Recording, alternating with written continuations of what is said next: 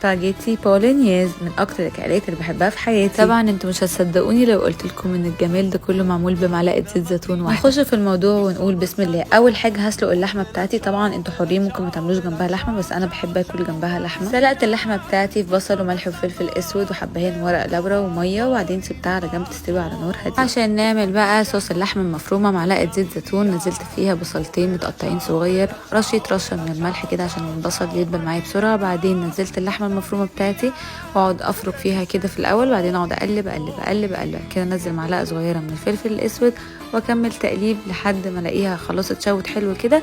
اروح منزله طماطم ضربها في الخلاط، وبعدين معلقه صلصه كبيره او معلقتين زي ما انتوا عايزين، واسيبها بقى على جنب كده على نار هاديه تتسبك براحتها خالص. واسلق المكرونه بتاعتي في ميه مغليه وملح بس. اللحمه بتاعتي استوت خلاص اهي، هروح مملحاها ومفلفلاها، وبعدين بقى اغرف المكرونه بتاعتي من غير ما اشطفها واحط عليها الصوص واقلبها. الطريقه دي بجد سهله وبسيطه وخطيره، ومكوناتها موجوده في كل بيوتنا، وبجد هتعجبكم جدا جدا. حطوا المكرونه على الصوص وقلبوها كده كويس، وبعدين لما تيجوا تقدموها حطوا حبه تانيين من فوق كده. الهنا والشفا، هستناكم تجربوها بجد خطيره. هستنى رايكم واسئلتكم في الكومنتس، وبحبكم قوي قوي. ضروري جدا تقروا المكتوب تحت الفيديو. يلا باي باي.